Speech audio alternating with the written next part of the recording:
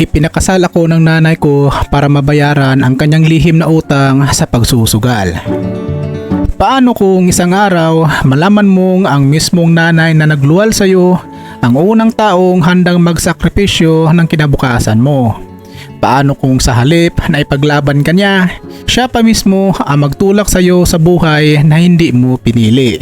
Hindi dahil wala siyang magawa, kundi dahil may lihim pala siyang utang na matagal na niyang itinatago. At paano kung ang kabayaran sa mga pagkakamali niya ay ikaw? Ikaw na anak niyang naniniwalang kahit mahirap ang buhay, hindi kanya ipagpapalit sa pera. Ito ang kwento ni Mira. Ang araw na nalaman niyang hindi pala siya ang ipinagkatiwala ng tadhana sa maling tao, kundi ibininta siya ng sarili niyang ina sa kasal na hindi niya ginusto para lamang matakpan ang utang ng kanyang ina sa pagsusugal.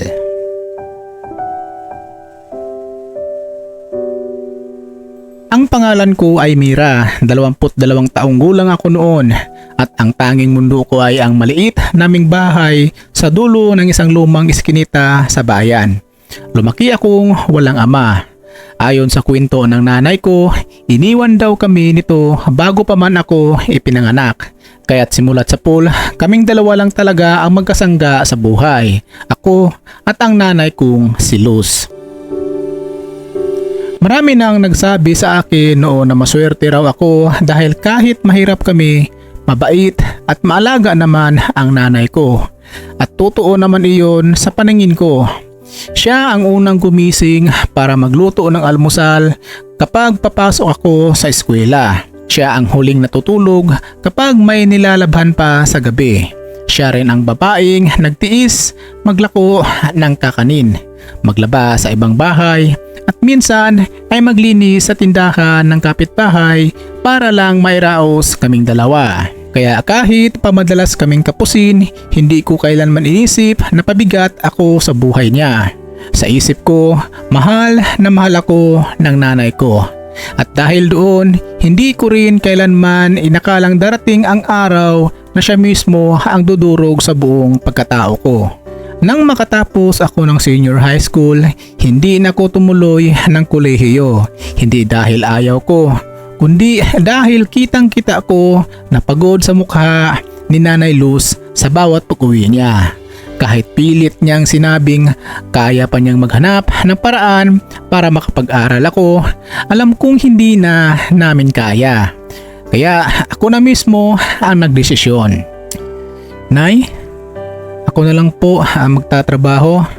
Sabi ko sa kanya isang gabi habang kumakain kami ng tuyo at mainit na lugaw. Ayoko na po kayong mahirapan. Agad siyang tumutul noon.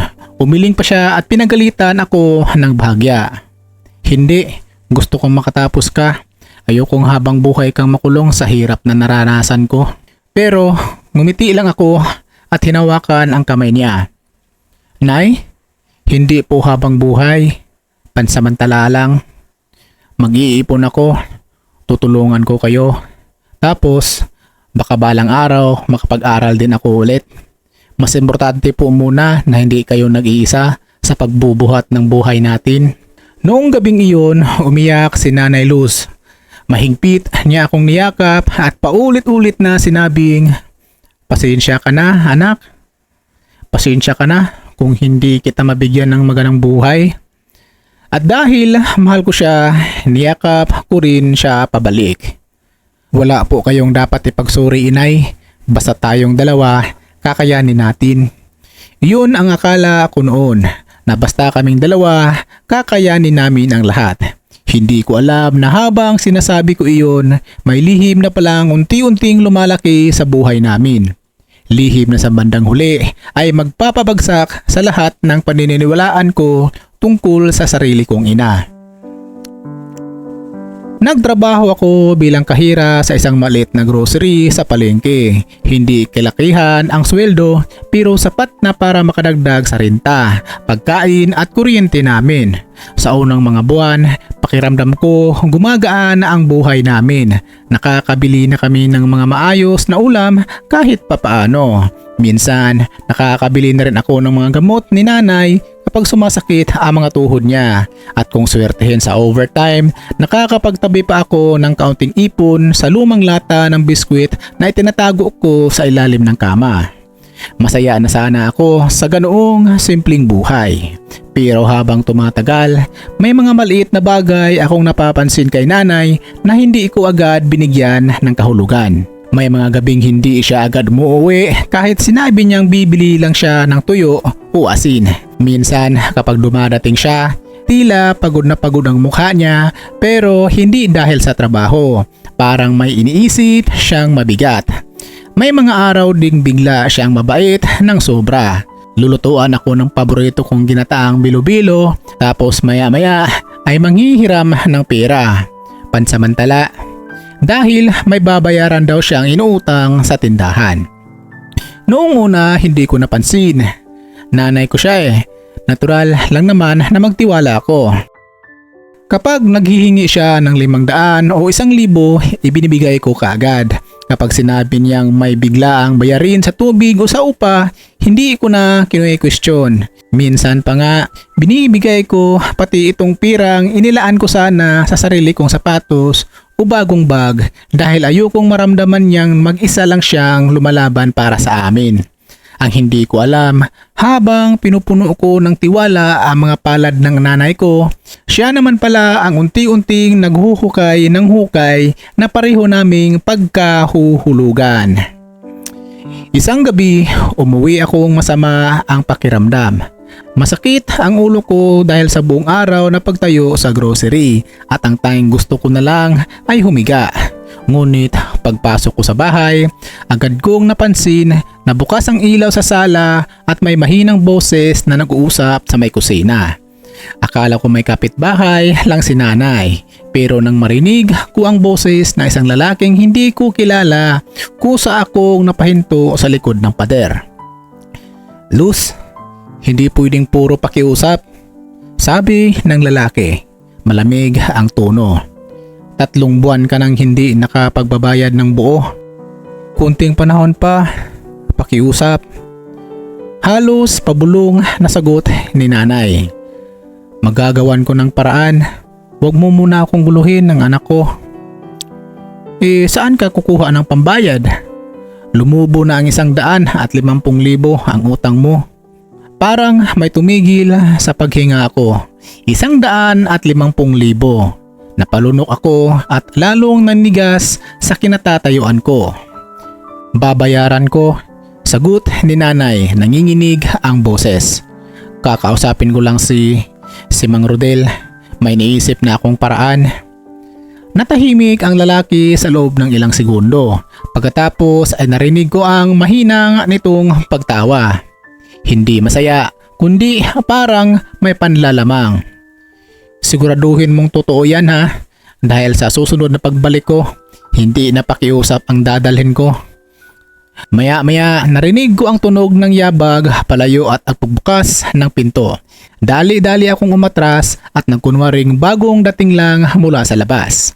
Paglabas ng lalaki, hindi man lang niya ako tiningnan. Dumiretso siya sa eskinita habang si nanay naman ay naiwan sa may pintuan. Maputla at halatang takot. "Nay?" Maingat kung tawag. Para siyang nabuhusan ng malamig na tubig nang makita niya ako. "Mira? Kanina ka pa ba?" Kahit nanginginig na ang dibdib ko, pinilit kong maging kalmado. "Sino po iyon? At anong sinabi niyang utang na 150,000? Agad umiwas ng tingin si nanay. "Wala yon. Inutusan lang ako ng kapitbahay na makisuyo ng pambayad sa inutang niya." "Bakit po parang kayo ang may utang?" "Hindi nga, anak." Pilit siyang ngumiti. "Napagod lang siguro. Halika, ipaghahain na kita." Pero hindi nawala ang bigat sa dibdib ko. Sa unang pagkakataon, nakaramdam ako ng takot sa isang bagay na tungkol sa nanay ko. Takot na hindi ko maipaliwanag pero sapat para hindi ako makatulog ng maayos buong gabi. Kinabukasan, habang nag-aayos ako ng labada, may nahulog na maliit na papel mula sa bulsa ng bestida ni nanay. Hindi ko sana napapansin, pero nang makita kong may mga numero at pangalan, pinulot ko iyon. Isa pala iyong lumang resibo na hindi mula sa tindahan, hindi mula sa tubig o kuryente, kundi mula sa isang lugar na hindi ko napapasukan pero madalas kong maririnig ang mga chismis sa palengke. Lucky Tres Gaming House. Sa ibaba ng resibo may sulat kamay na halaga, 15,000 pesos. Partial payment. Balance is 135,000 pesos. Parang piniga ang puso ko. Paulit-ulit kong binasa ang nakasulat. Umaasang mali lang ang pagkakaintindi ko. Pero kahit anong gawin ko, iisa lang ang malinaw na ibig sabihin noon. May kinalaman ang nanay ko sa sugal at hindi maliit na halaga ang usapan. Naupo ako sa gilid ng kama habang hawak ang resibo. Biglang nag-flash sa isip ko ang lahat ng mga gabing bigla siyang nawawala. Ang mga panahong may pera pa kami sa umaga pero kinabukasan ay wala na agad. Ang mga dahilan niyang kisyo may inuutangan, may siningil, may babayaran at ang mga panahong pinapahiram ko siya ng pera at sinasabi babalik niya rin agad. Nanlamig ang mga kamay ko. Ayokong paniwalaan. Hindi pwedeng si nanay, hindi pwedeng ang babaeng halos sambahin ko dahil sa lahat ng sakripisyo niya para sa akin ay may itinatago palang ganito. Nang gabing umuwi siya, hindi ko na napigilang kumprontahin siya. Nay, sabi ko habang hawak ang resibo. Ano po ito? Pakita niya pa lang sa papel para na siyang nawalan ng dugo sa mukha. Saan mo nakuha yan, anak? Sa bulsa niyo po. Totoo po ba ito? Na may utang kayo sa sugalan? Matagal siyang hindi nakapagsalita. Nakayuko lang siya at sa unang pagkakataon nakita ko nanginginig ang mga balikat niya hindi dahil sa pagod kundi sa takot na mahuli. Nay, ulit ko. Mas mahina ng boses ko. Sabihin niyo pong hindi totoo. Unti-unti siyang umupo sa lumang silya at pinisil ang laylayan ng bestida niya. Nang magsalita siya, halos hindi ko makilala ang boses niya. Nadulas lang ako, anak. Isang simpleng pangungusap pero parang may kung anong bumagsak sa dibdib ko. Nadulas? May mga kapitbahay kasi noon na nagyaya. Una, maliit lang. Sabi nila, pampalipas oras lang. Minsan, nanalo ako ng 5,000. Doon nagsisimula. Akala ko makakatulong sa atin kung maragdagan ko ang pera natin. Akala ko kapag sinuwerte po ako, makakaipon tayo.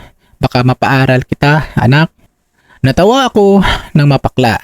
Kahit umiinit na ang mga mata ko sa luha. Mapapaaral niyo ako? Sa sugal? Mira, hindi ko sinasadya na lumaki ng ganito. Noong una, gusto ko lang bumawi sa mga talo. Tapos, lumubo na ang lumubo.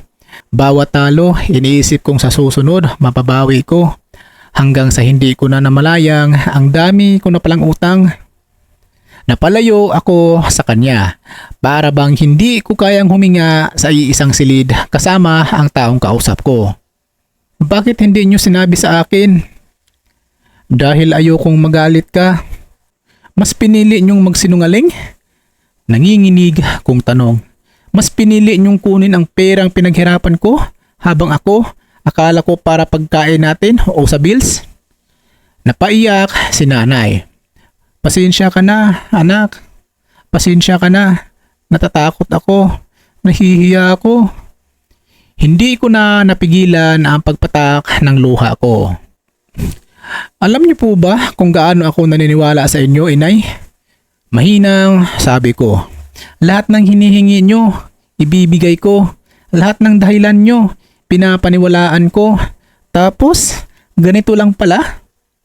Lumuhod si nanay sa harap ko at hinawakan ang mga kamay ko.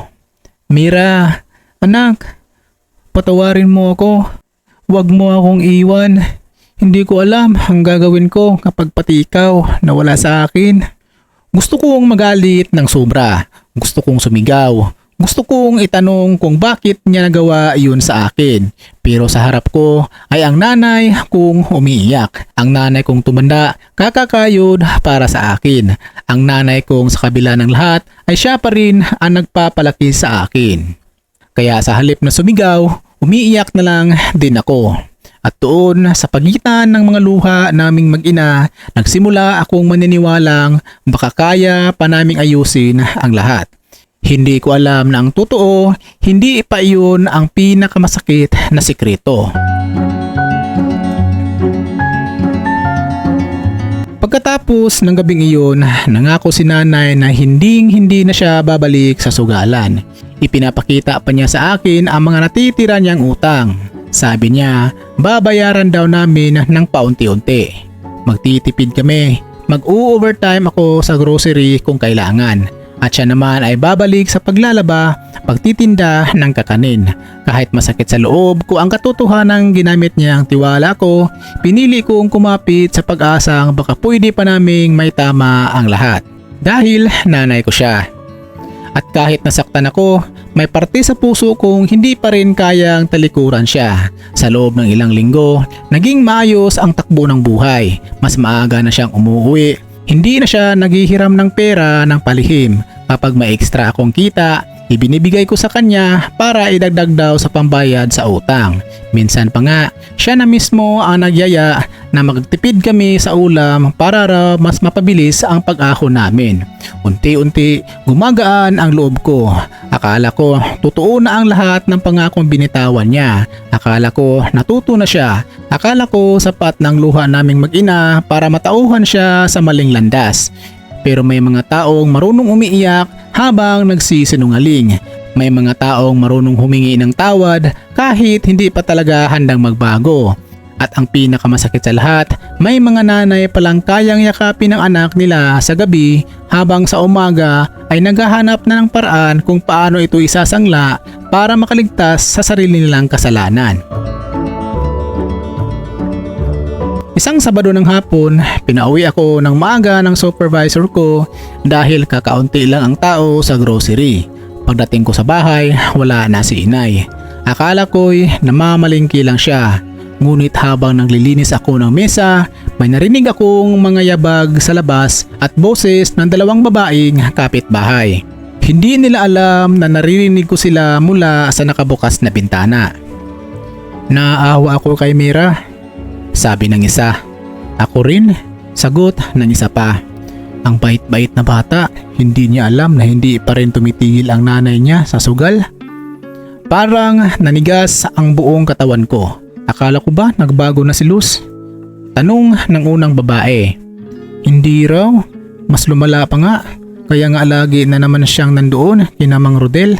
Sabi pa ng kumare ko, naghahanap na raw ng kapalit si Luz para mabayaran ang utang. Anong kapalit? Iwan ko. Pero narinig ko, may binatang negosyante raw na matagal nang may gusto sa anak niya. Baka raw doon ibabayad. Biglang nahulog ang basong hawak ko at nabasag sa sahig. Natahimik ang mga babae sa labas at dali-dali silang umalis. Ngunit ako, hindi makagalaw. Pakiramdam ko ay may humampas sa ulo ko. Kapalit? Binatang negosyante? Ibayad? Paulit-ulit na umalingaw-ngaw sa isip ko ang mga salitang iyon habang nanginginig ang buong katawan ko. Gusto kong sabihin sa sarili ko na chismis lang iyon, na baka mali lang ang narinig ng mga kapitbahay, na imposibleng gawin iyon ng nanay ko. Pero kasabay ng pagtanggi ng isip ko ay ang mabigat na kutob sa dibdib ko. Ang parihong kutob na nararamdaman ko noong una kong marinig ang lalaking naniningil sa kusina. Nang gabing iyon, 9:00 na ay wala pa rin si nanay. Hindi ako kumain, hindi ako humiga. Nakaupo lang ako sa lumang bangko malapit sa pintuan. Nakatitig sa dilim ng iskinita habang hinihintay ang pag-uwi niya. At nang sa wakas ay makita ko siyang papalapit, hawak ang maliit niyang bag at mukhang pagod na pagod. Hindi ko na napigilan ang sarili ko. Totoo po ba? Bungad ko agad, basag ang boses. Napatigil siya sa may pintuan. Anong totoo? Na hindi pa rin kayo tumigil sa sugal? Agad siyang namutla. At higit sa lahat, tuluyan nang pumatak ang luha ko. Totoo po bang may binabalak kayong ipambayad ako sa utang ninyo? Parang biglang nag-iba ang hangin sa loob ng bahay. Hindi sumagot si nanay at sa katahimikan iyon, doon ako pinakatinamaan ng takot. Dahil minsan, ang pinakamasakit na sagot ay hindi sigaw, hindi pagtanggi at hindi pag-amin, kundi ang katahimikang nagpapatunay na may katotohanan ang lahat ng kinatatakutan mo. Unti-unti siyang pumasok at isinara ang pinto. Nay, halos pabulong kong sabi. Sabihin niyo pong hindi totoo, pakiusap. Pero sa halip na agad magsalita, umupo siya sa gilid ng misa at napahawak sa noo niya na para bang bigla siyang tumanda ng 10 taon sa loob lang ng isang gabi. Anak, mahinang sabi niya. Makinig ka muna. Napalunok ako at sa mga salitang iyon pa lang, pakiramdam ko'y unti-unti nang gumuho ang mundo ko. Dahil alam kong kapag sinabi ng isang taong makinig ka muna, madalas hindi na maganda ang kasunod. At tama nga ako. May kausap ako. Sabi ni nanay habang hindi makatingin sa akin. Isang taong makakatulong sa atin.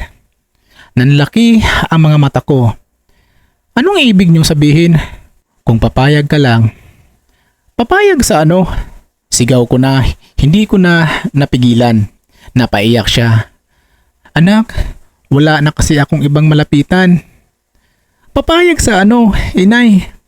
At doon sa nanginginig niyang labi at sa mga matang hindi kayang tumingin sa akin, nagsimula ang pinakamadilim na bahagi ng buhay ko. Ang sandaling hindi na ako tiningnan ng sarili kong ina bilang anak kundi bilang kabayaran. Hindi ako agad nakagalaw matapos kung marinig ang nanginginig ng boses ni inay. Nakatayo lang ako sa gitna ng maliit naming sala habang siya ay nakaupo sa lumang silya na parang biglang nanghina. Sa buong buhay ko, iyon ang unang gabing hindi ko na siya makilala bilang nanay ko. Nandoon pa rin ang mukha ng babaeng nagpalaki sa akin pero ang mga salitang namumutawi sa bibig niya ay hindi nagaling sa isang inang handang ipaglaban ang anak. Para yung boses ng isang taong lubog na lubog sa sariling kasalanan at ngayon ay naghahanap ng kahit anong maialay para makaligtas. May nakausap akong lalaki. Sabi niya, halos hindi ko na marinig sa hina ng boses niya. Matagal na raw siyang may gusto sa'yo. Handa siyang tulungan tayo. Parang may mabigat na bagay na bubagsak sa dibdib ko. Anong klaseng tulong? Tanong ko. Pero sa totoo lang, alam ko na ang sagot. Ayaw ko lang marinig mula sa kanya. Napapikit siya sandali bago nagsalita. Babayaran niya ang lahat ng utang ko. Tumingin ako sa kanya ng diretso. Tapos, hindi siya agad sumasagot. At sa katahimikang iyon, tuluyan nang nanginig ang mga tuhod ko. Tapos, ano nay? Mas malakas kong tanong. Ano ang kapalit? Dahan-dahan siyang tumingin sa akin. Puno ng luha ang mga mata. Gusto kanyang pakasalan, anak. Pakiramdam ko, tumigil ang mundo ko. Hindi ko marinig ang mahinang ugong ng electric fan. Hindi ko maramdaman ang init ng gabing iyon. Hindi ko maigalaw ang mga kamay ko. Ang tanging malinaw lang sa akin ay ang mga salitang pinitawan ng sarili kong ina. Gusto kanyang pakasalan. Napatawa ako ng mapakla. Ngunit ang tawang iyon ay halong takot at panginginig. Hindi nakakatawa ang biro niyo, nay. Hindi ako nagbibiro. Sagot niya at doon ko narinig ang tuluyang pagkabasag ng boses niya. Mira, wala na akong ibang paraan. Napaatras ako ng isang hakbang. Wala na kayong ibang paraan? Kaya ang naisip nyo ay pakasal ako sa lalaking hindi ko man lang kilala? Ipapalit nyo ako sa utang na kayo naman ang gumawa? Mira, makinig ka muna. Hindi. Sigaw ko kasabay ng pag-agos ng luha sa pisngi ko. Ano ako sa paningin nyo? Anak nyo po ba ako? O pambayad? Napaiyak si inay pero sa pagkakataong iyon, hindi na ako natitinag ng luha niya dahil ang sakit sa dibdib ko ay mas malakas na kaysa sa awa.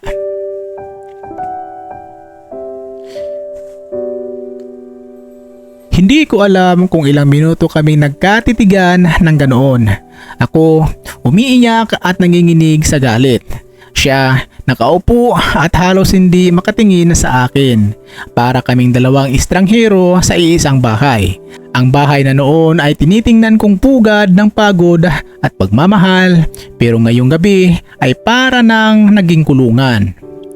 Nay, sino siya? Tanong ko sa wakas at pigil ang paghikbi. Sino ang lalaking gusto akong pakasalan? Si Ramon, anak. Napatigil ako. Pamilyar ang pangalang iyon. Hindi ko agad maalala kung saan ko narinig. Hanggang sa biglang bumalik sa isip ko ang isang lalaking minsan nang dumaan sa tindahan ng grocery kung saan ako nagtatrabaho.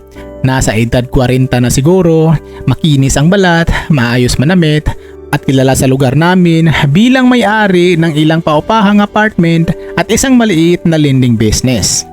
Pero higit sa lahat, kilala rin siya sa isang bagay na hindi ko gusto. Noong minsan ay dumadaan siya sa grocery, nakatitig siya sa akin ng matagal habang kinukuha ko ang bayad niya. Akala ko noon ay normal lang na customer na medyo bastos tumingin. Hindi ko inisip na aabot sa puntong pati na ang nanay ko ay kakausapin niya tungkol sa akin. Si Ramon? Nanginginig kung ulit. Tumango si nanay. Mabait naman siya, anak. May kaya sa buhay, hindi ka maghihirap sa kanya. Napapikit ako sa sobrang sakit. Hindi ko alam kung alin ang mas masakit. Ang katotohanang may lalaki palang gustong makuha ko o ang katotohanang sinusubukan pa ng sarili kong ina na palabasing pabor sa akin ang lahat ng ito. Mabait? Mahinang sabi ko. Hindi ko nga siya kilala. Makilala mo rin siya, anak. At least, maayos ang buhay mo. Maayos? Maayos sa paanong paraan, inay? Sa parang ibibinta niyo ako para lang matakpan ang utang ninyo? Mira, anak, wala na akong choice. Meron, nay. Sagot ko halos mawala ng boses. Marami kayong choice. Magtrabaho tayo. Magtago tayo sa ibang lugar. Humingi tayo ng tulong sa barangay. Isusumbong natin ang mga naniningil sa inyo kung nananakot sila. Pero bakit sa lahat ng pwedeng gawin, ang pinili nyo ay ang ipamigay ako? Nayuko siya at tuluyan ng napahagulhol. Pero hindi pa rin gumaan ang pakiramdam ko. Na sa isip niya, ako ang pinakamadaling solusyon sa problemang siya rin ang may gawa.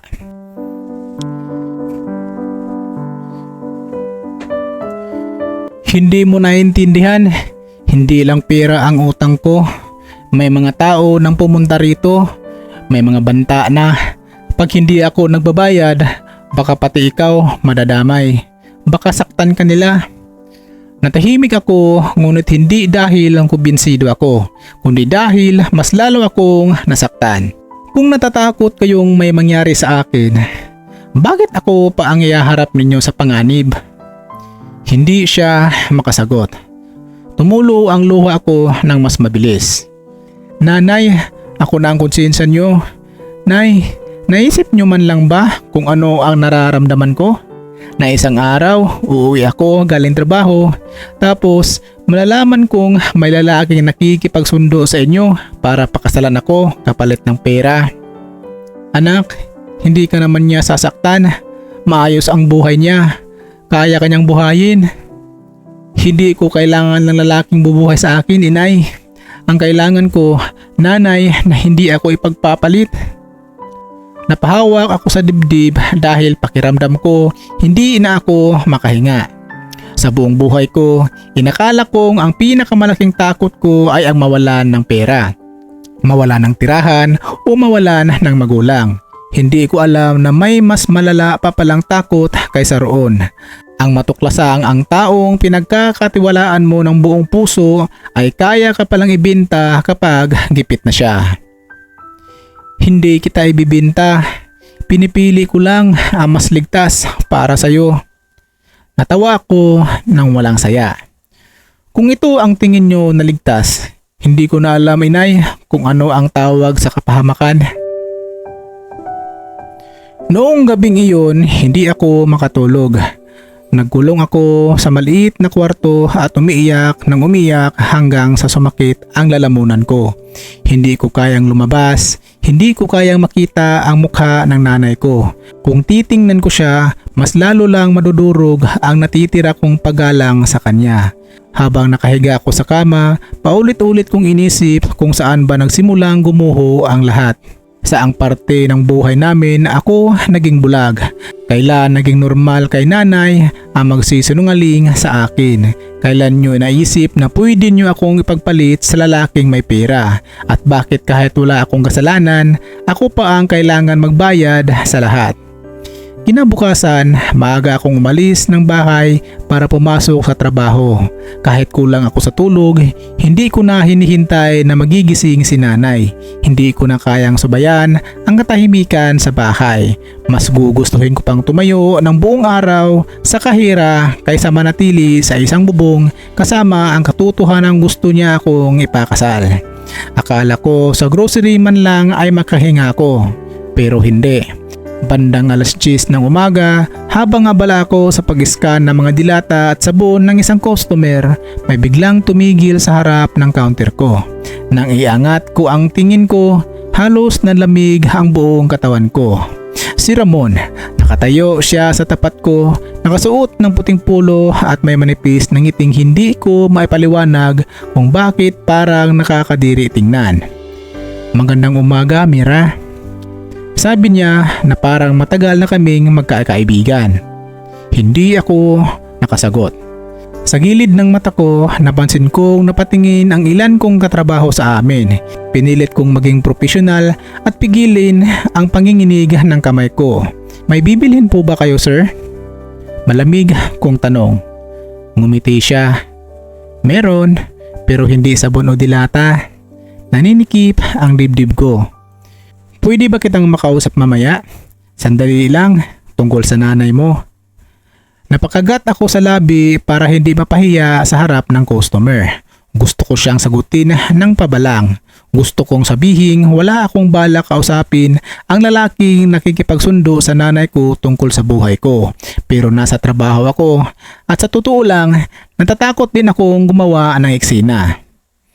Busy po ako. Sagot ko. Alam ko, pero mas mabuti siguro mag-usap tayo ng maayos bago pa lumala ang mga problema ng nanay mo. Doon ako napatingin sa kanya ng diretso. May kung anong lamig sa paraan na pagsasalita niya. Hindi sigaw, hindi tahasang pananakot, pero sapat para maramdaman kong hindi ito simpleng pakiusap. Anong ibig niyo sabihin? Tanong ko. Pag-usapan natin mamaya. Hihintayin kita sa tapat ng bakery pag out mo. Pagkasabi noon, nag-iwan siya ng isang mamahaling tsokolate sa counter ko. Pagkasabi noon, nag-iwan siya ng isang mamahaling tsokolate sa counter ko. Sa kadahan-dahang umalis na para bang sigurado siyang susunod ako.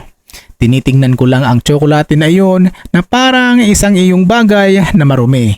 Hindi ko man lang hinawakan, pakiramdam ko nadudumihan na ang buong araw ko. Buong maghapon hindi ako mapakali. Paulit-ulit sa isip ko ang boses ni Ramon. Ang mga salitang, bago pa lumala ang problema ng nanay mo, ay parang tinik na paulit-ulit bumabaon sa dibdib ko. Hindi ko lang alam kung talagang may mas matalim pa sa utang ni nanay o ginagamit lang niya iyon para pilitin akong makipagkita. Pero pagdating ng hapon, isang tawag mula sa kapitbahay namin ang tuluyang nagpasya para sa akin. Mira, umuwi ka kaagad kung kaya mo. Mukhang may mga lalaking pumunta na naman sa inyo. Naawa ko sa nanay mo. umiiyak na dito. Parang binuhusan ako ng malamig na tubig. Nung matapos ang shift ko, hindi na ako dumiretso sa bahay. Sa halip, nagpunta ako sa tapat ng bakery kung saan sinabi ni Ramon na hihintayin niya ako. Nandoon na siya. Nakasandal sa sakyan niya. Parang sanay na sanay sa ideyang may babaeng harap sa kanya para makiusap. Salamat at pumunta ka, sabi ni Ramon. Diretsahin niyo na po ako. Anong gusto niyo sa akin? Hindi na siya ngumiti. Itunuro niya ang isang maliit na cafe sa kabilang kalsada. Doon tayo. Hindi ito usapang pangkalsada. Ayaw ko sanang sumama pero inisip ko si nanay. Ang posibilidad na may mga tao na naman sa bahay. Ang takot na baka totoo ang banta nila. Kaya kahit labag sa loob ko, sumunod ako. Pagkaupo namin sa pinakasulok na misa ng cafe, diretso niyang inilapag sa harap ko ang isang maliit na brown envelope. Ano po ito? Tanong ko. Buksan mo. Nanginginig ang mga daliri kong kinuha iyon. Pagbukas ko, sunod-sunod na resibo, listahan at promissory note ang tumambad sa akin. May mga pirma ni nanay, may mga petsa, may mga halaga. Parang umikot ang paningin ko. Hindi, bulong ko. Hindi pwedeng ganyan kalaki. Pwede. Malamig niyang sagot. Dahil paulit-ulit siyang nangutang at sa bawat hindi niya pagbabayad may dagdag na interes. Bakit nasa inyo ang mga papel na to? Dahil ako ang sumalo sa ilan ng mga utang niya. Napatingin ako sa kanya, nalilito at nanlalamig. Hindi ko maiintindihan. Simple lang, Mira. Sabi niya habang pinagdikit ang mga daliri niya sa ibabaw ng misa. May lending business ako at dahil kilala ko ang nanay mo, tinulungan ko siya noong una. Pero nang hindi na niya mabayaran, lumaki ng lumaki ang atraso niya hanggang sa dumating sa puntong kailangan niya niyang magbigay ng kapalit. Napahawak ako sa misa para hindi tuluyang manghina. Kapalit? Tumango siya. At doon pumasok ang usapan tungkol sa akin. Pakiramdam ko, gusto kong masuka. Hindi ako gamit. Mariin kung sabi. At lalong hindi ako pambayad sa utang ninyo. Hindi kita tinitingnang gamit, Mira. Gusto kita. Matagal na.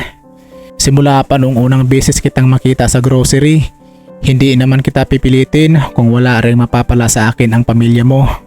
Ang sa akin lang, kaya kong burahin ang lahat ng utang ng nanay mo. Kaya kong ilayo kayo sa gulo.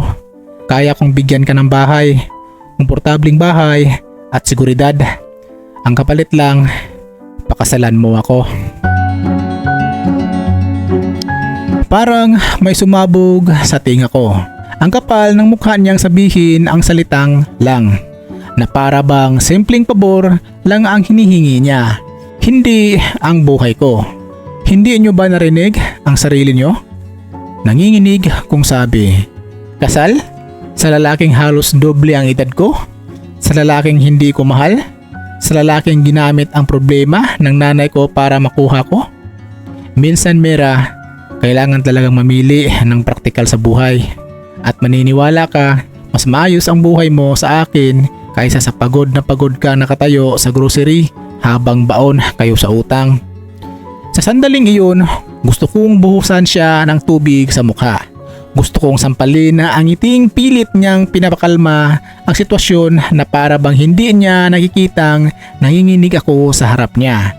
Pero ang higit kong nararamdaman ay hindi galit, kundi matinding pagkapahiya. Dahil sa harap ko ngayon ang patunay na usapan ay nangyari tungkol sa buhay ko. At hindi man lang ako tinanong ng sarili kong ina. Hindi ako papayag. Mariin kong sabi habang pinupunasan ang luha ko. Kahit kailan, hindi. Sandali siyang natahimik pagkatapos ay bahagyang sumandal sa usapan. Pag-iisipan mo muna. Wala akong dapat pag-iisipan. Mayroon. Dahil kung hindi ka papayag, hindi ko nahaharangin ang mga tanong maniningil sa nanay mo. Hindi ko na rin mapipigilan kung ano ang gagawin nila sa kanya. Nanlaki ang mga mata ko. Ibig niyong sabihin, tinatakot niyo ako? Hindi, hindi. Pinapakita ko lang sa iyo ang realidad. Nanginginig akong tumayo. Kung may mangyari sa nanay ko, kasalanan niyo rin. Kung may mangyari man sa nanay mo, kasalanan niya yon dahil sa pagsusugal niya. Tahimik ako dahil sa kasamaang palad, totoo iyon. Pero hindi ibig sabihin noon ay may karapatan na siyang bilhin ang buhay ko. Kinuha ako ang envelope at ibinalik sa misa. Hindi ako papayag at kung kailangan kong magpakamatay sa trabaho para mabayaran ang utang na yan, gagawin ko. Pero hindi ako magpapakasal sa inyo. Tumayo rin siya sa kainayos ang mga manggas ng pulo niya. Kung ganon, kasapin mo ulit ang nanay mo dahil siya mismo ang nagsabing mas mabuti nang sumama ka sa akin kaysa makitang masira ang buhay ninyong dalawa. Pakiramdam ko kung may humiwa sa dibdib ko. Hindi ko alam kung dahil ba sa sinabi niya o dahil sa alam kong may posibilidad na totoo nga iyon. Hindi na ako sumagot. Umalis ako sa cafe nang halos hindi ko maramdaman ang mga paa ko. Ang mga luha ko ay tuloy-tuloy na tumutulo habang naglalakad ako pauwi. Pero wala na akong pakialam kung may makakita. Sa bawat hakbang, parang mas lalo kong nararamdaman na unti-unting namamatay ang dating Mira. Iyong Mira na naniniwalang kahit mahirap ang buhay, basta may nanay siya nagmamahal sa kanya, ligtas na siya. Ngayon, alam ko na.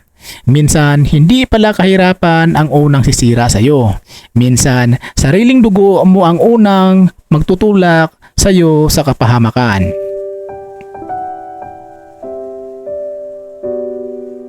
Anak, patawarin mo ako. Alam kong mali, pero hindi ko na alam ang gagawin ko. Kapag hindi tayo makapagbayad, baka kunin nila ang bahay. Baka ipahiya tayo. Mas masama pa sa ibinta nyo ang anak nyo? Napayo ko siya. At sa unang pagkakataon, nakita kong dahil hindi na siya nakasagot, hindi dahil wala siyang sasabihin, kundi dahil alam niyang totoo ang tanong ko. Umupo ako sa dulo ng kama at napahagulhol. Bakit ako, Nay? Bulong ko. Bakit ako ang pinili niyong isugal para sa pagkakamali niyo? Napaiyak siya ng mas malakas. Ngunit ang mga luha naming dalawa ay magkaiba na ang kahulugan. Ang luha niya ay galing sa pagsisisi. Ang luha ko ay galing sa pagtataksil. Naisip kong lumayas. Naisip kong humanap ng ibang trabaho sa malayong lugar at iwan ang lahat. Naisip ko ring magsumbong sa barangay pero natatakot ako na baka lalo lang lumala ang sitwasyon ng nanay. Sa kabila ng lahat, nanay ko pa rin siya. Nasasaktan ako sa ginagawa niya. Oo, pero hindi ko rin kayang tiisin na baka may mangyaring masama sa kanya. Bandang hapon, habang nag-iisip ako sa may bintana, may kumatok sa pinto. Akala ko si Aling Tisi o isa sa mga kapitbahay. Pero ang buksan ko, isang pamilyar na pabango ang agad kong naamoy. Si Ramon. Nakatayo siya sa labas ng bahay namin na para bang may karapatan siyang pumunta roon na anumang oras na gusto niya. May dala siyang puting paper bag at isang kahon ng prutas na para bang bibisita lang siya sa may sakit. Ano pong ginagawa niyo rito? Napatras ako ng bahagya at pumasok si Ramon. Umupo siya sa sala na para bang sanay na sa bahay namin. Inilapag niya ang dala niyang prutas sa mesa at nang sumulyap ako kay nanay, kitang-kita ko sa mukha nito ang hiya, takot at kung anong uri ng pag-asa na lalo kong kinagalit. Hindi na ako umupo, tumayo lang ako sa gilid, handang umalis anumang oras. Hindi ko pahabain, sabi ni Ramon. Naisip ko lang na baka mas madali kung malinaw ang lahat sa ating tatlo. Napatawa ako na mapakla. Maliwanag na po sa akin, sir. Gusto niyo po akong bilhin? Hindi siya nainsulto. Sa halip, tumango pa siya ng bahagya. Kung ganyan mo gustong tawagin, wala akong magagawa. Pero ang punto ko, gusto kitang bigyan ng maayos na buhay. Hindi kita pababayaan. Hindi ko kailangan. Pero kailangan iyon ng nanay mo, Mira. Napatingin ako kay nanay. Nakayuko lang siya. Umiiyak ng tahimik. Doon ko naramdaman na ang panibagong kirot. Kahit hindi na magsalita, para bang ipinasa niya sa akin ang responsibilidad na ayusin ang lahat.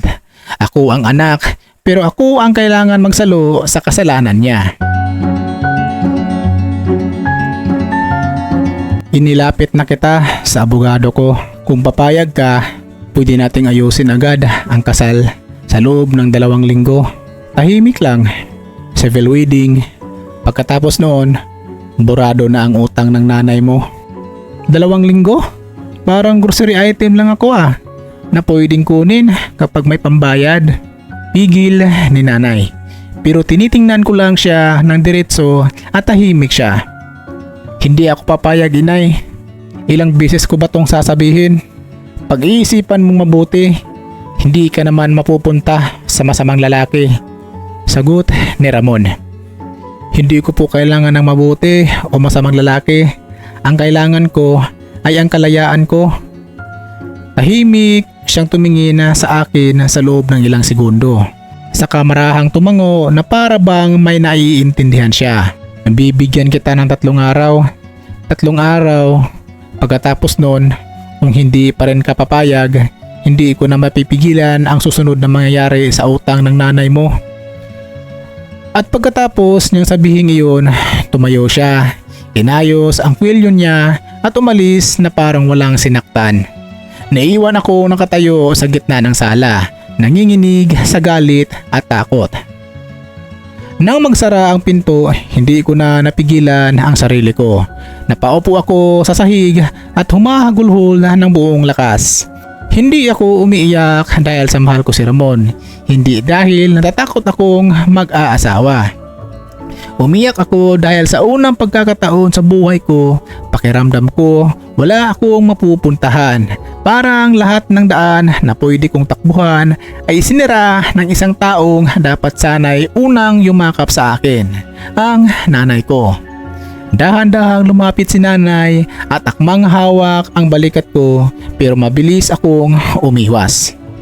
Huwag mo akong hawakan, inay. Kung mahal niyo ako, inay, bakit ninyo ako magawang ipamigay? Walang masagot si inay. At sa mga kasagutang iyon, lalo kong napatunayan na may mga sugat pa lang kahit gaano kalalim ang iyak ng gumagawa, hindi agad kayang pagalingin ng salitang patawad. Kinagabihan habang nakahiga ako sa kama, nakatitig sa kisame at namumugto ang mga mata sa kakaiyak, may isang bagay akong malinaw na nauunawaan.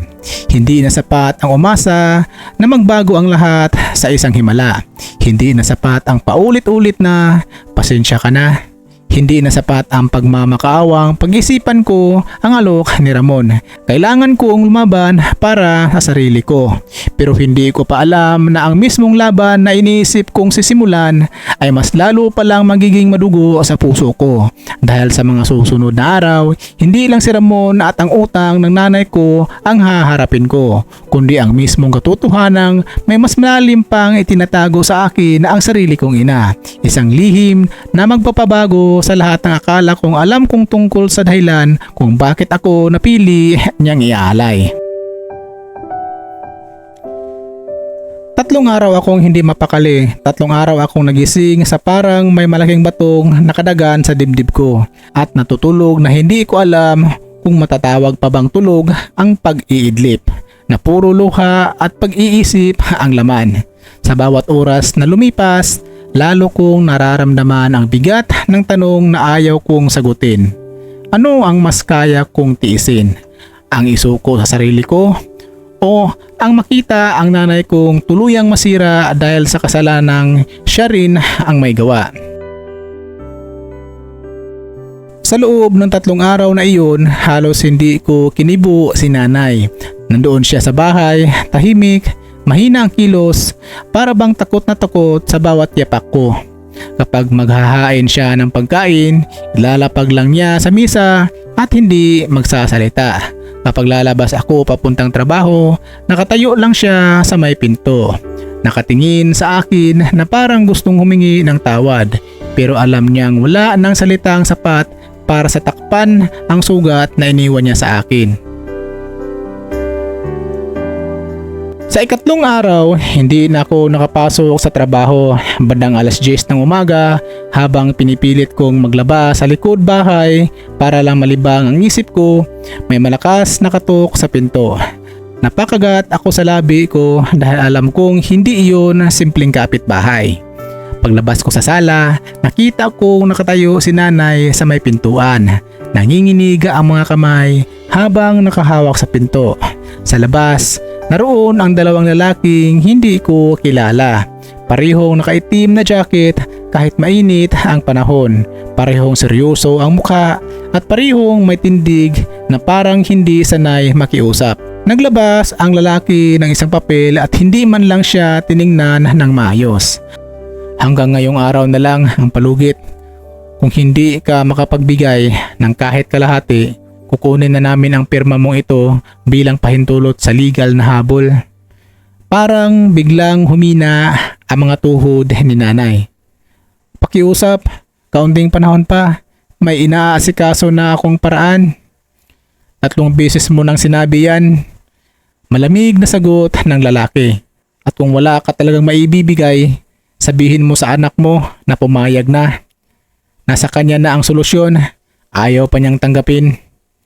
Doon ako napalapit. Wala kayong karapatan, idamay ako rito. Sabi ko, nanginginig pero pilit matapang. Tiningnan ako ng lalaki mula ulo hanggang paa na para bang sinukat kung magkano ang halaga ko. Wala rin kaming pakalam kung anong gusto mo. Sagot niya. Ang importante, mabayaran ng utang at kung ayaw mong sumama sa maayos na usapan, baka sa hindi maayos kayo mapupunta.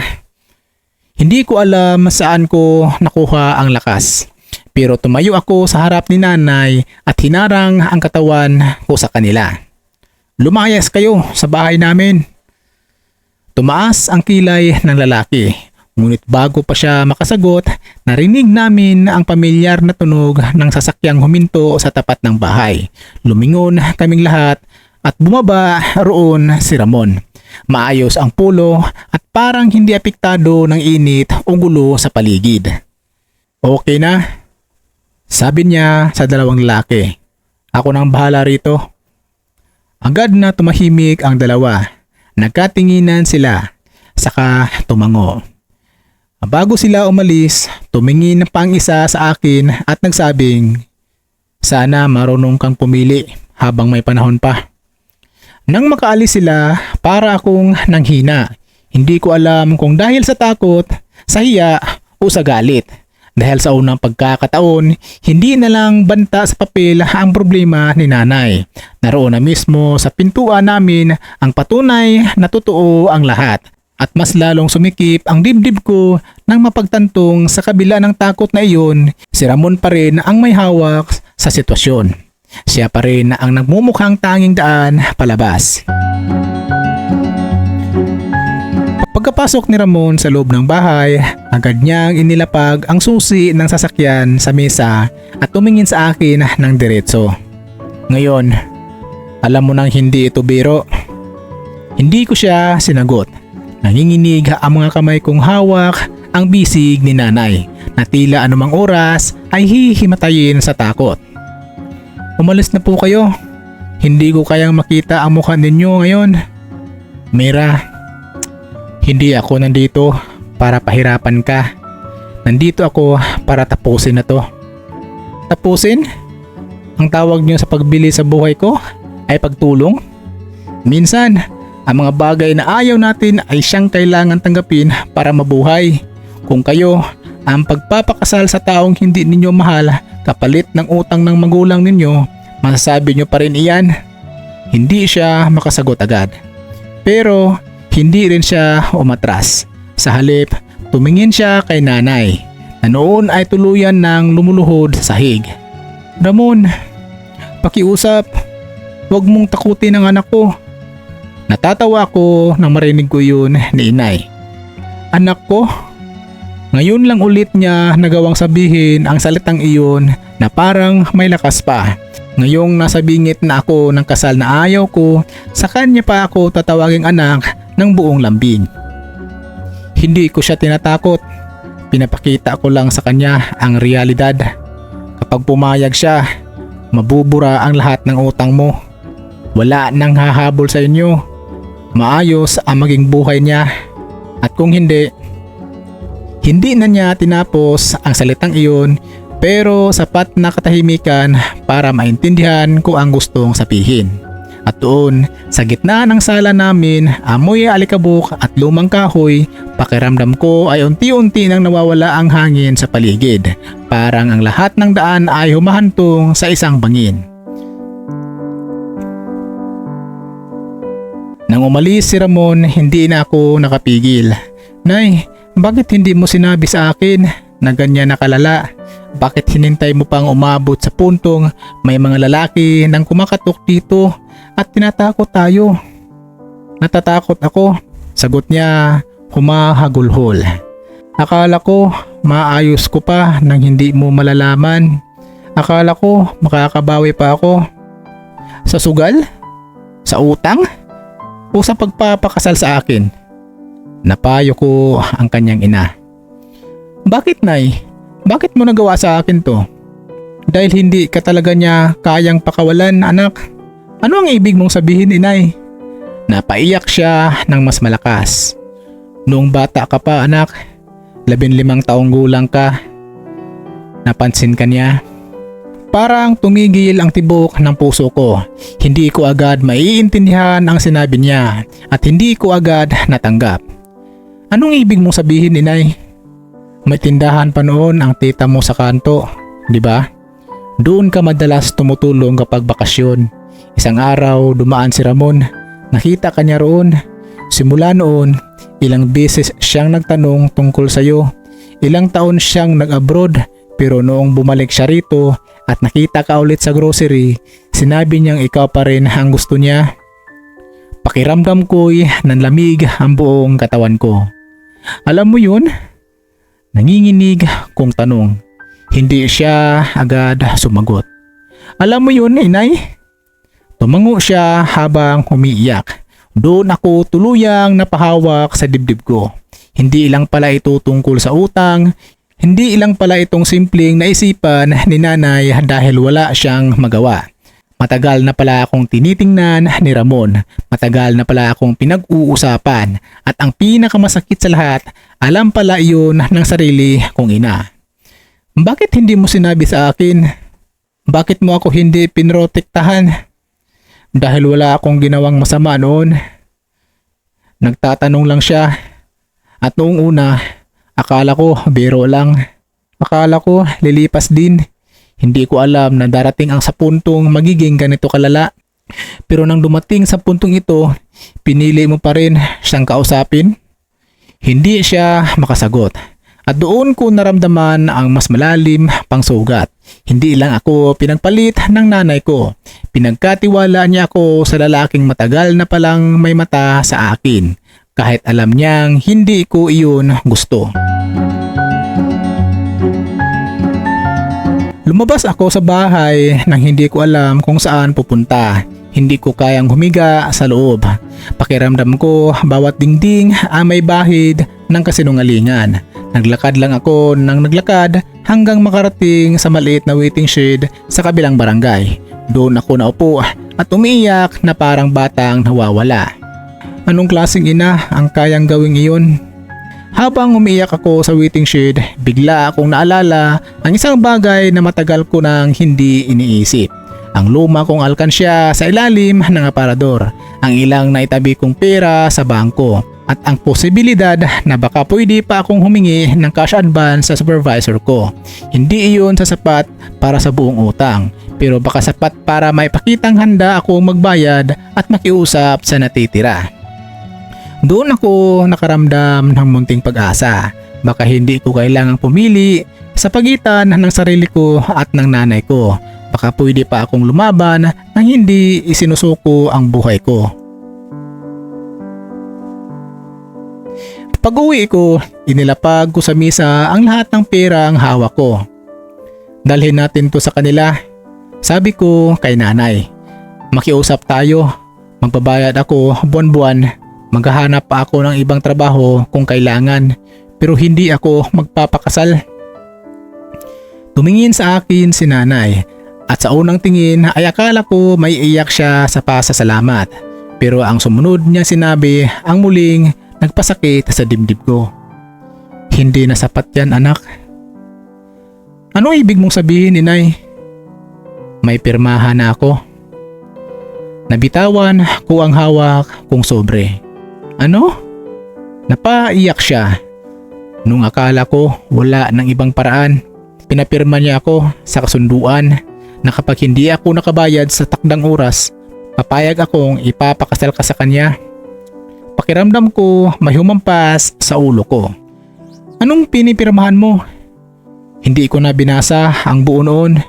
Mira, umiiyak ako. Natatakot ako noon. Pinirmahan mo ang buhay ko nang hindi mo man lang binasa? Sigaw ko halos mawalan ng boses. Paano mo nagawa yun, inay? Lumuhod siya sa harap ko, humahagulhol. Patawarin mo ako, anak. Hindi ko alam ang gagawin ko. Akala ko mapipigilan ko pa. Akala ko makabayad ako bago umabot sa puntong ito. Napaatras ako hanggang sa tumama ang likod ko sa pader. Hindi ko naramdaman ang mga kamay ko. Hindi ko na alam kung saan ilalagay ang sarili ko. Ang perang inipon ko, ang lakas na loob na binuo ko para lumaban, ang maliit na pag-asang baka may magawa pa ako. Parang sabay-sabay iyong binuhusan ng malamig na tubig. Noong gabing iyon, halos hindi ako makausap. Hindi ako sumigaw, hindi ako umiyak sa harap ni nanay. Mas nakakatakot pa nga marahil ang katahimikan ko dahil pakiramdam ko wala nang natira sa akin para ilabas. Umupo lang ako sa paligid ng kama at nakititig sa kawalan habang si nanay naman ay nasa sulok ng kwarto, umiiyak ng umiiyak. Maya-maya may kumatok sa pinto. Hindi ko na kailangan tumingin para malaman kung sino iyon. Si Ramon. Pumasok siya ng may hawak na brown envelope. Sa kamarahang inilapag iyon sa misa. Hindi ako gumalaw, hindi ako tumingin sa kanya, pero ramdam kong tinitingnan niya ako na parang naghihintay lang ng sagot. Umalis ka. Mahina kong sabi. Mira, umalis ka. Sigaw ko. At doon muling bumuhos ang luha ko.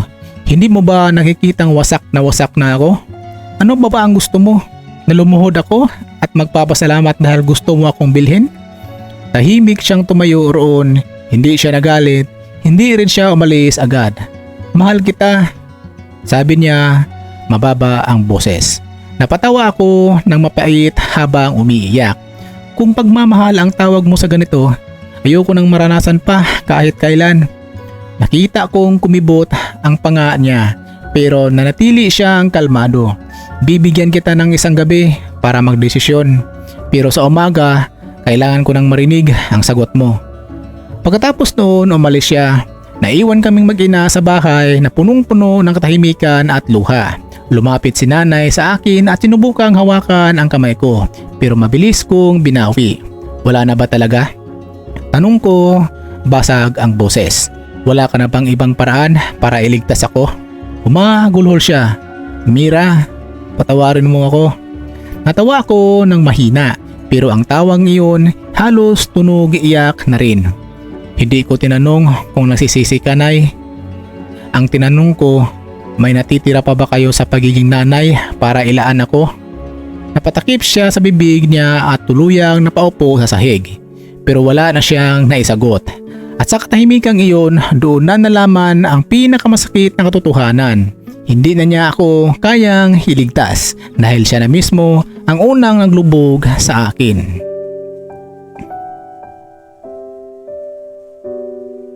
Magdamag akong gising. Hindi ko alam kung ilang beses kong binalak tumakas, ilang beses kong naisip na lumabas ng bahay at huwag nang bumalik. Pero sa tuwing maiisip ko si nanay, ang posibilidad na kapag mawawala ako ay siya naman ang gantihan ng mga taong pinagkakautangan niya. Bumalik ako sa isang tanong na hindi ko masagot. Kung ako ang huling harang sa pagitan niya at ng kapahamakan, kaya ko bang hayaan siyang mag-isa? At iyon na ang kahinaan ko. Hindi ang takot ko kay Ramon, hindi ang papel na pinirmahan ni nanay, kundi ang pagmamahal ko pa rin sa babaeng sumira sa akin. Pagsikat ng araw, namumugto ang mga mata ko at halos hindi na ako makatayo. Narinig kong humihintong sasakyan sa labas. Ilang segundo lang kumatok na naman si Ramon sa pinto. Lumabas ako ng kwarto at nakita ko nakaupo si nanay sa sala. Yakap ang rosaryo, namumutla sa takot. Pagpasok ni Ramon, dinala niya ang parehong envelope at mahinang inilapag iyon sa misa. Handa ka na bang magdesisyon? Tanong niya. Tumingin ako kay nanay. Umiiyak na naman siya. Wala siyang salita. Walang paglaban. Walang, anak, huwag. Walang, ako nang bahala rito anak. Purong luha lang. At sa mga luhang iyon, nakita ko ang sagot sa tanong ko kagabi. Wala na siyang kayang gawin. Ako na lang ang natira para sumalo sa kasalanan niya. Dahan-dahan kong kinuha ang ballpen sa ibabaw ng misa. Nanlaki ang mga mata ni nanay. Mira, anak, tumingin ako sa kanya. At sa tingin iyon, ibinuhos ko ang lahat ng sakit na hindi ko nakayang sabihin pa ng buo. Ginawa ko ang lahat para maging mabuting anak sa'yo. Pero tandaan mo ito, Nay. Ang pipirmahan ko ngayon, Nay, ay hindi dahil gusto ko, hindi dahil mahal ko siya, at lalong hindi dahil naiintindihan ko ang ginagawa mo. Napahagulhol ang kanyang inay. Pipirma ako dahil ayoko nang may mangyari sa'yo, pero sa araw na to, may mamamatay sa loob ko, at sana habang buhay mo ring dadalhin yon. At doon ko ibinababa ang ballpen sa papel. Ang kamay kong dating ginagamit ko para mangarap, para magsulat ng plano sa buhay, para humawak sa kamay ng nanay kong pinagkatiwalaan ko, iyon din ang kamay na ginagamit ko para pirmahan ang kasal na hindi ko pinili. At habang dumudulas ang tinta sa papel, pakiramdam ko unti-unting inilibing ang dati kong pagkatao. Dumating ang araw ng kasal ko na parang isang bangungot na matagal ko nang iniiwasan pero hindi ko natakasan. Maaga pa lang ay gising na ako, nakaupo sa harap ng maliit na salamin habang suot ang simpleng puting bestida na hindi ko naman pinili. Sa likod ko ay si inay, tahimik na inaayos ang laylayan ng damit ko habang nanginginig ang kanyang mga kamay. Namumugto ang kanyang mga mata sa kaiiyak, ngunit wala na akong lakas para damayan pa siya. Ako ang ikakasal, pero pakiramdam ko, ako rin ang ililibing sa araw na iyon. Ang ganda mo naman anak, mahinang sabi ni nanay. Napapikit ako at pinigilan ang luha. Huwag mo akong tawaging maganda, Nay. Hindi ako bride ngayon. Isa akong anak na ibininta. Napahagulhol si inay sa narinig niya. Ngunit hindi ko na binawi ang sinabi ko dahil iyon naman ang totoo. Ang araw na dapat sana ay para sa pag-ibig ay naging araw ng pagsuko ko para mabayaran ang kasalanang hindi naman ako ang gumawa. Sa munisipyo ginanap ang kasal. Tahimik, simple at mabigat. Nandoon si Ramon. Maayos ang bihis at seryoso ang mukha. Nandoon din si nanay bilang saksi. At sa bawat pirma niya sa papel ay parang lalo niyang pinagtitibay ang kapalarang hindi ko pinili. Nang tanungin ako ng huwes kung tinanggap ko si Ramon bilang asawa, ilang segundo akong natigilan. Gusto kong tumanggi, gusto kong sumigaw, gusto kong tumakbo palabas. Pero nang maaalala ko ang utang ni nanay, ang mga taong magbabanta sa amin at ang pagod na pagod niyang mukha, napapikit na lang ako. Opo, sagot ko, kahit pakiramdam ko ay may mamamatay sa loob ko ng mga oras na iyon. Pagkatapos ng kasal, dinala ako ni Ramon sa bahay niya. Malaki iyon, maayos at kumpleto sa lahat ng mga bagay na hindi namin naranasan noon. May malambot na kama, malinis na kusina at malawak na bakuran. Pero sa kabila ng lahat, wala akong naramdamang saya dahil ano ang silbi ng magandang bahay kung ang kapalit naman ay kalayaan ko. Pagpasok ko sa silid na inilaan niya sa akin, umupo lang ako sa gilid ng kama at tahimik na tumingin sa paligid. Maya-maya ay narinig ko ang boses ni Ramon mula sa pinto. Kung may kailangan ka, sabihin mo lang. Hindi ako sumagot. Mira, Alam kong galit ka, pero hindi kita pipilitin sa anumang ayaw mo. Doon ako napatingin sa kanya. Hindi mo ako pipilitin? Ramon, pinakasalan mo ako kahit alam mong ayaw ko. Tinanggap mo ang oo kahit alam mong wala akong choice. Ano pa ba ang tawag doon? Hindi siya makasagot. Ilang segundo siyang nanatiling tahimik bago yumuko at lumabas ng kwento. Sa gabing iyon, doon ko naiintindihan na kahit hindi marahas si Ramon, hindi ibig sabihin noon ay hindi niya ako nasaktan. Lumipas ang ilang linggo at nanatiling malamig ang pakikitungo ko sa kanya. Hindi siya sumisigaw, hindi siya nananakit at hindi rin siya mapilit. Sa halip, ibinibigay niya ang lahat ng kailangan ko, pati ang gamot at gastusin ni nanay, ngunit lalo lang akong nalilito. Mas madaling kamuhian ang taong hayagang masama, pero paano kung ang taong sumira sa buhay mo ay siya ring pilit na nag-aalaga sa iyo? Madalas kong dalawin si nanay sa lumang bahay namin, ngunit habang tumatagal, lalo ko siya nakikitang humihina. Pumayat siya, naging tahimik, at halos hindi na nakatingin sa akin ng diretso. Isang araw, nadatnan ko siyang nakaupo sa sahig habang hawak ang mga lumang resibo at listahan ng mga utang niya. Sinusubukan kong intindihin kung saan ako nagkamali. Umiiyak niyang sabi. Sinusubukan kong intindihin, anak, kung saan ako nagkamali. Umiiyak niyang sabi. Napatingin ako sa kanya ng matagal bago sumagot.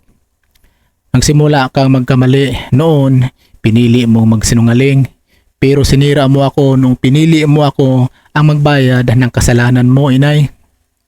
Doon siya humagulhol ng tuluyan at kahit masakit para sa akin, hinayaan ko siyang umiyak. Dahil sa unang pagkakataon, gusto kong marinig niya ang bigat ng sugat ng iniwan niya sa akin. Ngunit dumating ang araw na tuluyan niyang bumigay. Isang hapon ay tinawagan ako ng kapitbahay namin. Nadatnan daw nila si nanay na nakahandusay sa sahig ng kusina.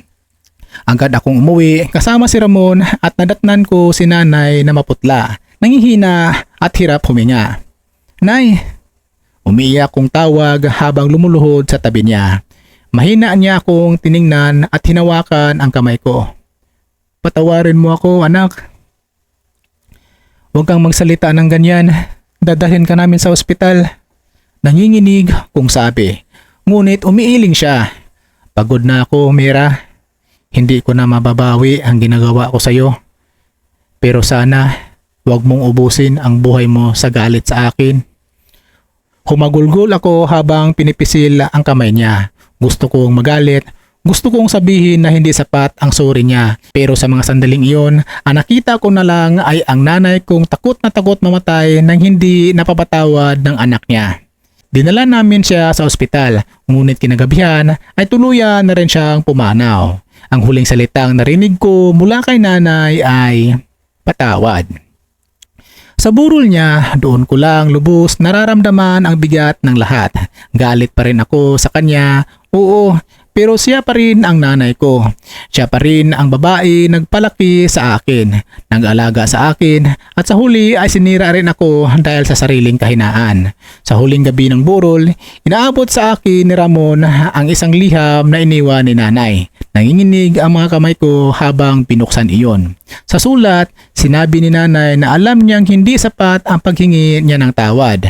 Sinabi rin niyang ang pinakamalaki niyang kasalanan ay hindi ang pagkakautang, kundi ang araw na pinili niyang isugal ang tiwala ako bilang anak. Humingi siya ng tawad dahil ipinagpalit niya ang kinabukasan ko sa takot at kahihiyan. At sa huli, nakiusap siyang huwag kang hayaang sirain ng galit ang buong buhay ko. Doon ako tuluyang napaiyak. Noong gabing iyon, unang beses kong inaming miss na miss ko ang nanay ko. Kahit galit pa rin ako sa kanya dahil iyon ang pinakamahirap sa lahat, ang nagmahal sa taong siya ring sumira sa iyo. Pagkaraan ng libing, mas naging tahimik ang bahay ni Ramon. Isang gabi, habang mag-isa kaming nakaupo sa teres, siya mismo ang unang nagsalita. Kung gusto mong maging malaya, hindi kita pipigilan. Sabi niya, kung gusto mong umalis, aayusin ko ang lahat. Napatingin ako sa kanya, hindi ko iyon inaasahan. Matagal ko nang alam na mali ang ginagawa ko. Dagdag niya, akala ko kapag nabigyan kita ng maayos na buhay, matutunan mo rin akong tanggapin. Pero hindi pala sapat ang bahay, pera at seguridad para burahin na ang sakit. Hindi ako agad makasagot. Sa unang pagkakataon, narinig ko sa boses niya ang pag-amin na alam niyang mali ang pundasyon na pagsasama namin. Hindi ko alam kung mapapatawad kita. Tapat kung sabi, at hindi ko rin alam kung kaya ko pang mahalin. At hindi ko rin alam kung kaya pa kitang mahalin. Hindi mo kailangan gawin ngayon. Kahit kailan, hindi kita pipilitin.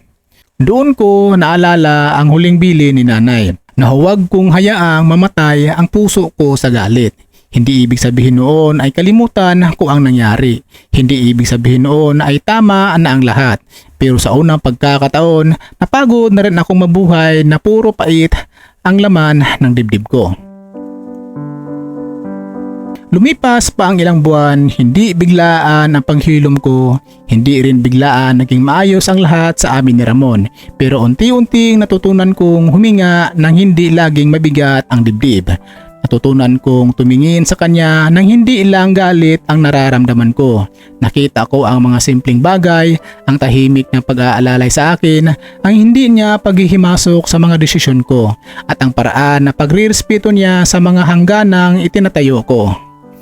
Hindi iyon sapat para burahin ang nakaraan, pero sapat iyon para bigyan ko ang sarili ko ng pagkakataong hindi manatili sa puot habang buhay.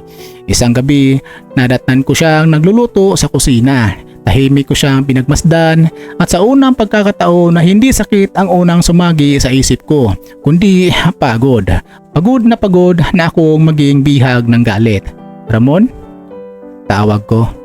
Lumingin siya. Bakit? Hindi ko pa rin masasabi na okay na ang lahat. Pero gusto kong subukan. Hindi para kalimutan ang nangyari, kundi para tingnan kung may mabubuo pa ba mula sa mga piraso. Natigilan siya, sa kadahan-dahang tumango. Walang malaking ngiti, walang madramang yakap.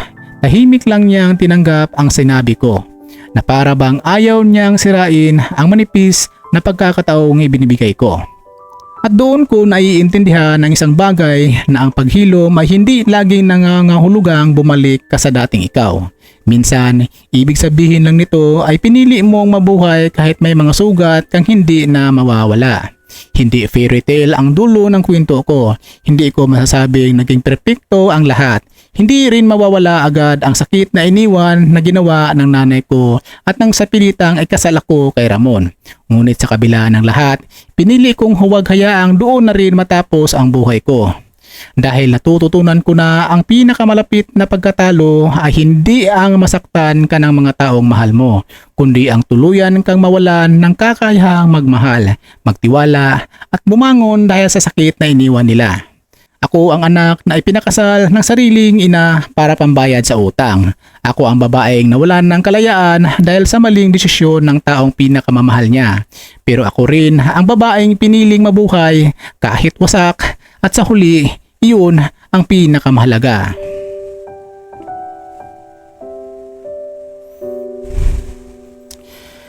Ang kwentong ito ay paalala ng isang maling bisyo gaya na pagsusugal ay hindi lang pira ang sinisira. Maaari nitong wakasin ang tiwala, dangal at kinabukasan ng sariling pamilya. Kapag pinairal ang kasinungalingan at takot, kadalasan ang mga anak ang unang nasasaktan kahit wala silang kasalanan. Ngunit paalala rin ito na ang pagpapatawad ay hindi nangangahulugang tama ang nagawa sa atin. Minsan, ang pagpapatawad ay para sa sarili upang hindi tayo habang buhay bihag ng galit at sakit. Dahil ang tunay na paghilom ay nagsisimula kapag pinili nating mabuhay kahit hindi na may balik ang dating tayo.